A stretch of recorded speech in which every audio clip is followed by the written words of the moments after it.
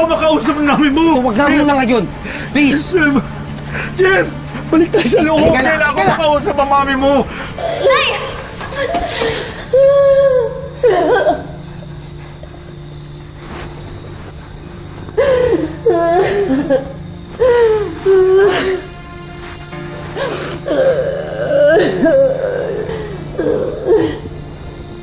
Jeff, I need to apologize.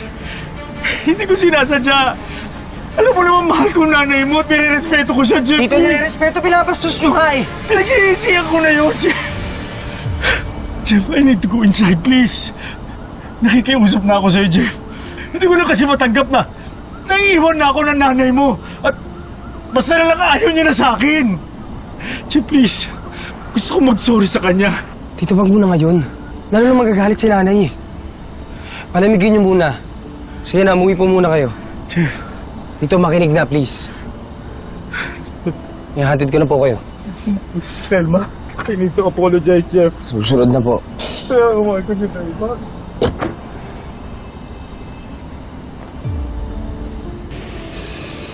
Pinastos niya ako. Nay, kilala naman natin si Tito Noe. Hindi naman niya magagawa yun. Nalasing lang siya, kaya... Ate, hindi yun excuse. Alam naman natin yun, Colleen. Pero intindihin din naman natin yung feelings ng tao.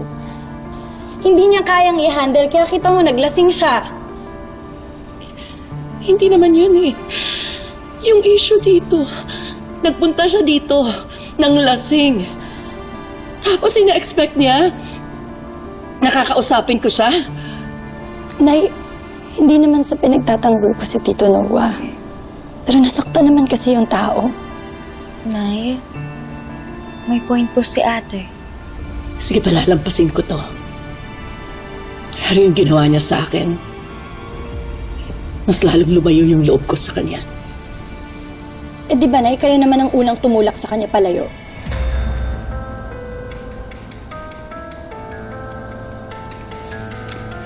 Kasalanan ko ba talaga? Ha? Oo.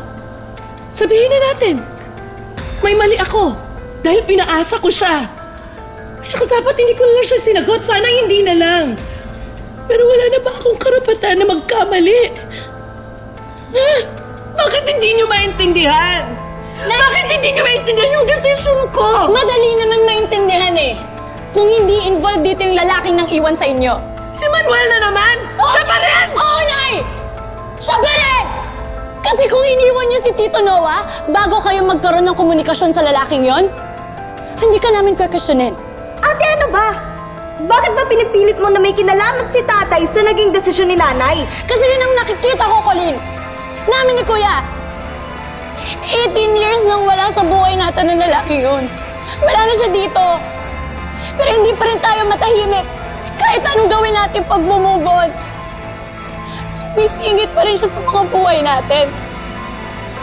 Nakakasawa na.